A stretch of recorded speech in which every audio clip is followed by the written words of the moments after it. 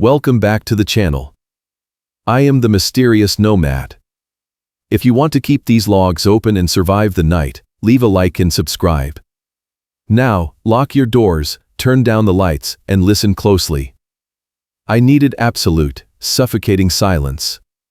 My final university thesis was due in exactly 3 weeks, and the constant, buzzing chaos of my cramped city apartment was slowly driving me insane.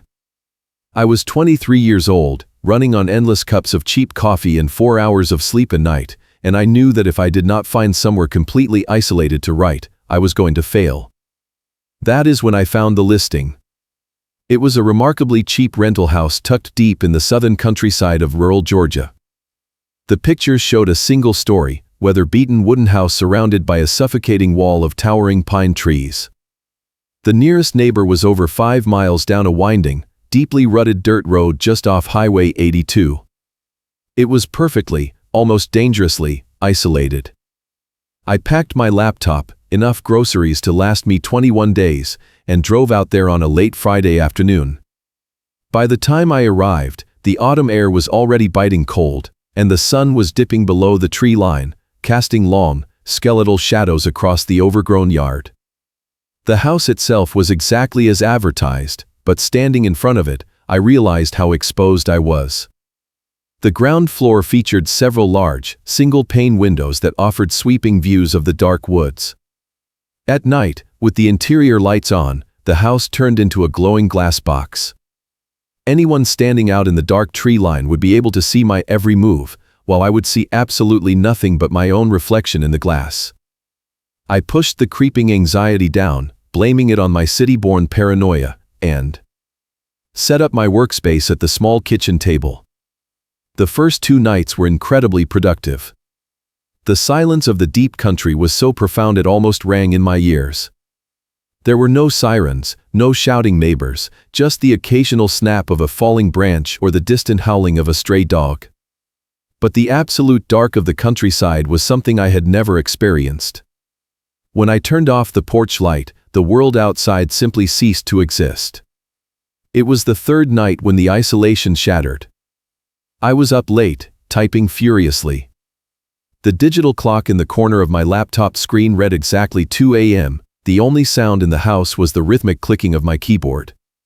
Then, a sudden flash of bright, blinding white light swept across the kitchen wall. I froze, my hands hovering over the keys. I turned my head slowly toward the large front window. Out there in the pitch black, at the very edge where the gravel driveway met the dirt road, a car had pulled up. It was an older model, completely unmarked gray sedan. I could not see the make or model clearly, nor could I see the license plate in the dark. The headlights were glaring high beams, piercing straight through the gaps in the pine trees and shining directly into my front window. My heart hammered against my ribs. Out here, no one just takes a wrong turn. You have to drive 5 miles down a dead-end dirt road to find this property. I immediately reached over and clicked off the small desk lamp, plunging the kitchen into darkness. I pressed my back against the wall next to the window, holding my breath, peeking out with one eye. The headlights of the gray sedan suddenly cut off, leaving only the dim, amber glow of its parking lights. But the engine did not turn off. I could hear the low, throaty rumble of it idling in the cold night air. The driver was just sitting there in the dark, staring at the house. I tried to rationalize it. Maybe it was a lost hunter. Maybe it was a drunk driver trying to sleep it off, or teenagers looking for a secluded spot. I stood pressed against that cold plaster wall for over 45 minutes. The digital clock on the microwave ticked to 2:45 a.m., my legs began to cramp, but I dared not move. Whoever was inside that gray sedan was exercising an unnatural amount of patience. Finally, the engine revved slightly. The car shifted into reverse, the red tail lights illuminating the dust in the air, and it slowly, deliberately backed out onto the dirt road. It did not turn around. It just reversed away into the darkness until the glow of the lights vanished completely into the Georgia woods. I did not sleep at all that night. I sat in a chair by the front door with a heavy iron fire poker across my lap, watching the sun slowly rise. I told myself it was a one-time occurrence, a random glitch in my quiet retreat. I could not have been more wrong. By the time the sun came up on the fourth day, I was entirely consumed by exhaustion. I tried to force myself to read my research notes, but the words blurred together into a meaningless soup. Every time I glanced at the large glass windows, a cold prickle of dread crawled up the back of my neck. I felt completely exposed, like an insect trapped in a jar. I decided to prepare for the fourth night. I turned off every single light inside the house at 1:30 a.m., I dragged the heavy oak dining chair into the shadows beside the front window and sat down in the pitch black, wrapping a thick blanket around my shoulders to ward off the biting chill. I waited, listening to the heavy silence of the woods. At exactly 2 a.m., the distinct, rhythmic crunch of heavy tires rolling over loose gravel echoed through the trees. The gray sedan had returned. This time, the driver did not stop at the edge of the dirt road. The car crawled forward, the tires moving agonizingly slow, deliberately pressing into the driveway. The driver pulled forward, stopping exactly 10 feet closer to the house than the night before. The blinding high beams washed over the front porch for 3 agonizing seconds before snapping off. The engine dropped to that familiar, low, throaty idle. The waiting game began again. I stared into the blackness, straining my eyes until they watered, trying desperately to catch a glimpse of the silhouette behind the wheel. The moonlight was weak, barely penetrating the canopy of the pine trees. All I could see was the dark, opaque glass of the windshield reflecting the barren branches above. I barely breathed. At exactly 2:45 a.m., the engine revved, the car slowly reversed down the gravel, and vanished into the night. On the fifth night, the pattern repeated, but the gray sedan moved another 15 feet closer. The low rumble of the engine was significantly louder now, sending faint vibrations rattling against the thin, single-pane glass of my window. My paranoia blossomed into full-blown terror. I stopped sleeping altogether.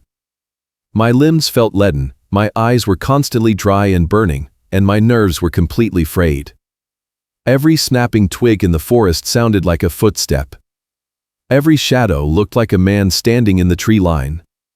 When morning finally broke on the 6th day, the sky was a bruised, heavy purple, threatening rain. I gathered every ounce of courage I had left and stepped out onto the front porch.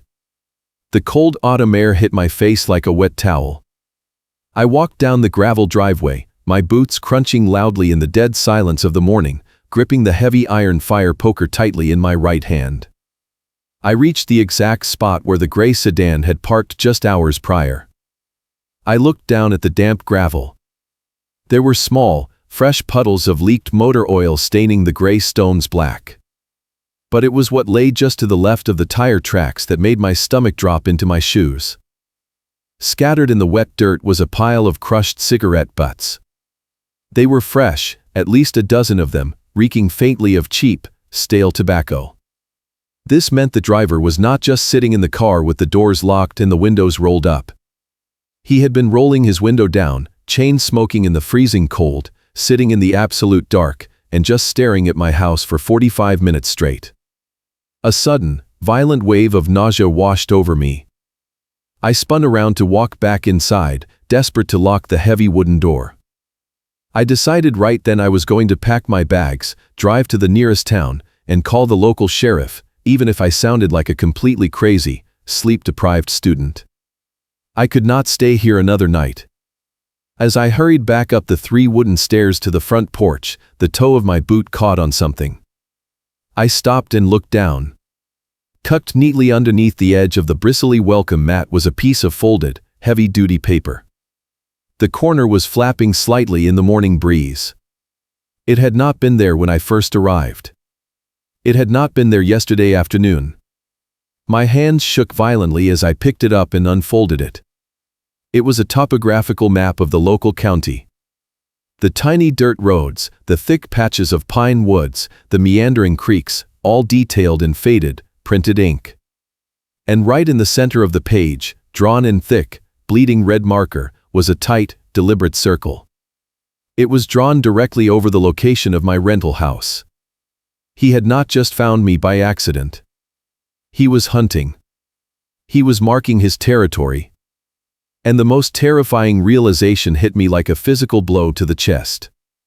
He had walked right up to my front door to leave this message, while I was cowering by the window in the dark, completely unaware. I ran inside, slammed the heavy wooden door shut, and threw the deadbolt. My hands were shaking so violently I could barely grip my cell phone. I immediately tried to dial 911, but as I stared at the screen, my blood ran completely cold. There was no service. Not a single bar. The remote location, combined with the thick canopy of pine trees and the rapidly thickening cloud cover, had rendered my phone a useless brick of glass and plastic. Panic, raw and suffocating, took over.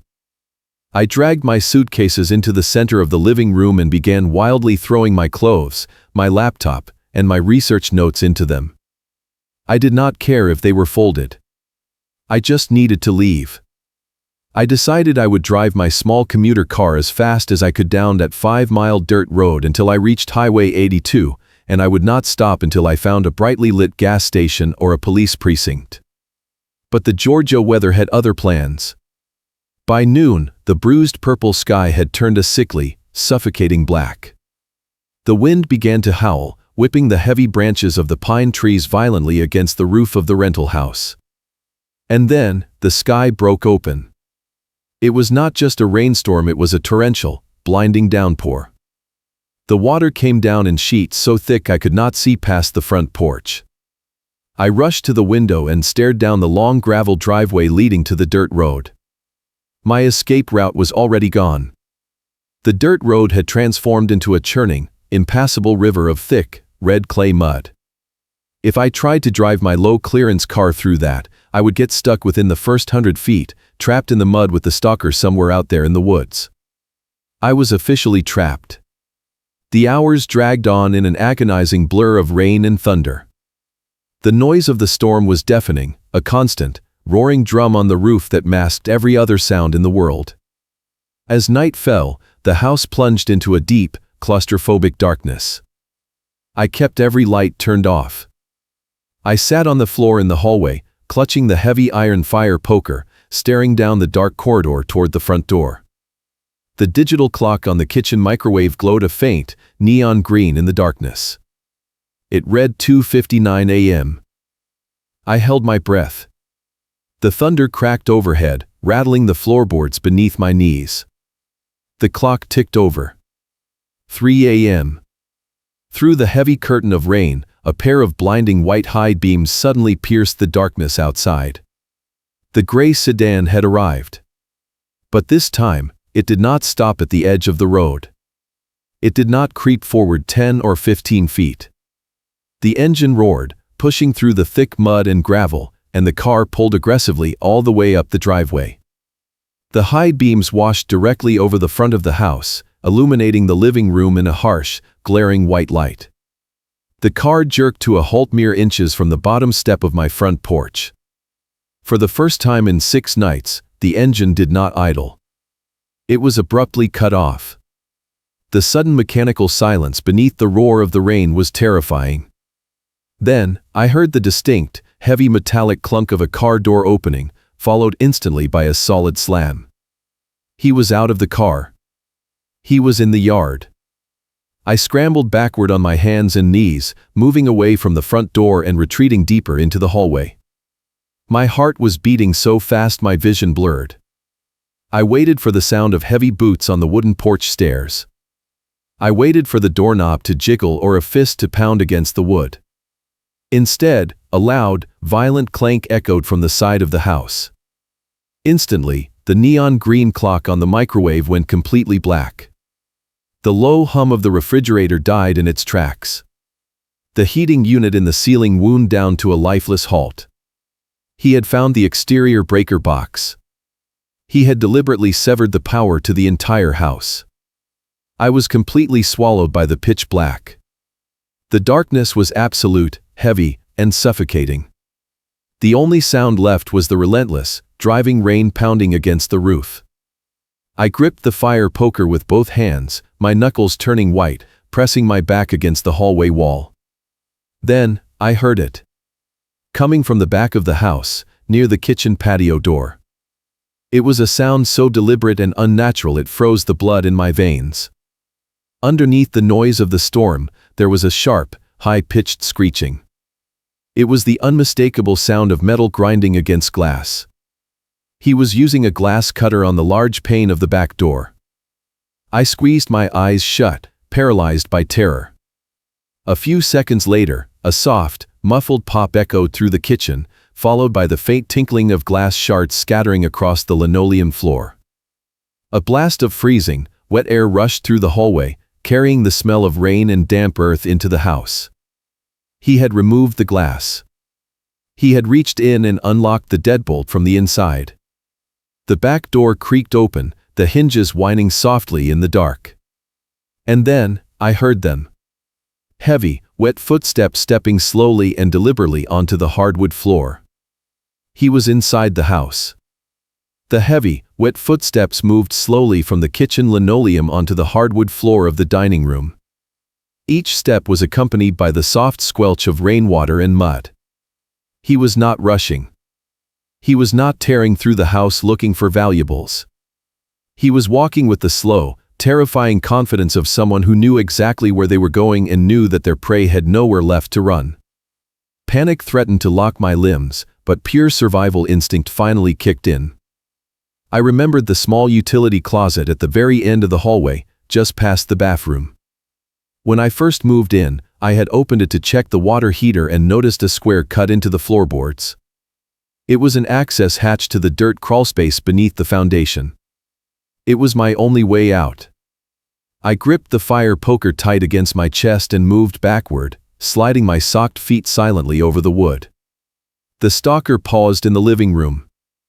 I heard the sharp, metallic flick of a lighter, and then a faint orange glow flickered against the hallway wall. He was lighting a cigarette. I reached the utility closet, turned the brass knob with agonizing slowness, and slipped inside, pulling the door shut until only a tiny sliver of space remained. I dropped to my knees in the cramped dark. My fingers scrambled blindly over the floor until they caught the recessed edge of the wooden hatch. I pulled upward. It was heavy, swollen with humidity, and it groaned softly against the frame. The footsteps in the living room instantly stopped. The silence that followed was suffocating. I held my breath until my lungs burned. Then, a sound cut through the noise of the rain that I will never forget as long as I live. It was a whistle. It was a high-pitched, breathy, tuneless melody, floating slowly down the hallway toward me. I did not wait another second. I lowered myself backward into the gaping square of darkness, my feet hitting the damp, freezing earth of the crawlspace. I reached up, grabbed the heavy wooden hatch, and pulled it back down into place just as the utility closet door was yanked open above me. The hatch slammed shut, plunging me into absolute, total blindness. I lay flat on my back in the dirt, staring up at the floorboards mere inches from my face. Directly above my head, the floor groaned under the weight of heavy boots. Dirt and dust filtered down through the cracks, falling into my eyes and mouth.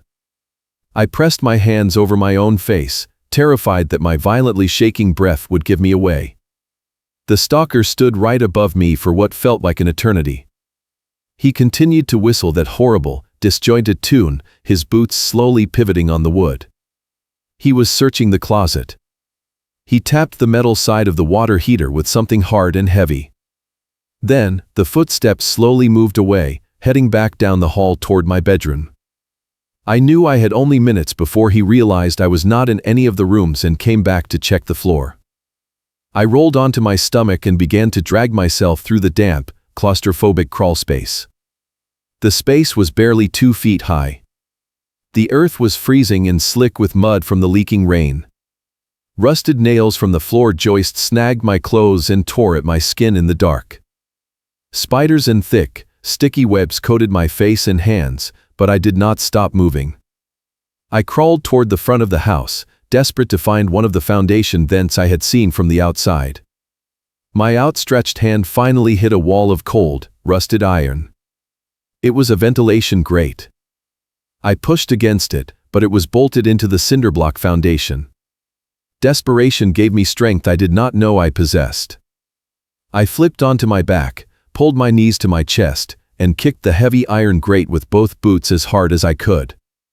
The loud metallic clang echoed horribly under the house, but the rusted bolts gave way. The grate tumbled out into the muddy yard. I shoved myself through the narrow opening, scraping my shoulders raw against the rough cinder blocks, and tumbled headfirst into the freezing, torrential downpour. I did not look back. I scrambled to my feet, abandoning the fire poker in the mud, and ran blindly into the dense wall of pine trees. The rain was coming down so hard I could barely open my eyes. Branches whipped across my face, tearing my skin. I tripped over exposed roots, falling hard into the freezing mud, only to drag myself up and keep running. I ran for over an hour through the pitch-black woods, driven purely by the horrifying memory of that whistling melody. Eventually, the trees began to thin, and the ground sloped upward. My boots hit wet asphalt. I had reached Highway 82. I collapsed on the shoulder of the road, covered in mud, blood, and freezing rain, sobbing uncontrollably. Less than 20 minutes later, the blinding headlights of an early morning commercial logging truck swept over me. The driver slammed on his brakes, rushed out into the rain, and pulled me into the heated cab of his truck. He immediately used his radio to call the county sheriff. 2 squad cars met us at a gas station 10 miles down the highway. I babbled the entire story to a deputy, shaking so violently they had to wrap me in 3 thermal blankets. They dispatched a team to the rental house immediately. The sun was just beginning to rise when the lead deputy returned to the gas station to take my official statement. His face was pale, and his voice was completely devoid of emotion. He told me the house was empty when they arrived. The gray sedan was gone, leaving only deep, muddy tire tracks tearing up the driveway. The power lines had been cleanly severed with heavy-duty wire cutters. The back glass door was shattered. But it was what they found in my bedroom that still haunts me to this day, leaving me unable to sleep in the dark. The deputy explained that my bed had been made. I had not made my bed in days. And laid out perfectly in the center of the pillows were 3 distinct items. The first was the heavy iron fire poker I had dropped in the mud outside the foundation vent. He had gone out into the yard to retrieve it. The second was a heavy, stainless steel carving knife, taken straight from my own kitchen drawer. The third was a stack of 4 Polaroid photographs. The deputy hesitated before describing them to me. The photos were taken from inside my bedroom. They were taken from the corner of the room, looking down at the bed. In every single photo, the timestamp in the bottom corner read between 2:15 and 2:30 a.m., and in every single photo, I was fast asleep. The realization hit me with the force of a freight train. On the first 2 nights, when I thought the gray sedan was just sitting at the edge of the dirt road, waiting, I was wrong. The car was idling to mask the sound of his footsteps. The high beams were glaring into the front windows to blind me to the dark. He was not just watching me from the tree line.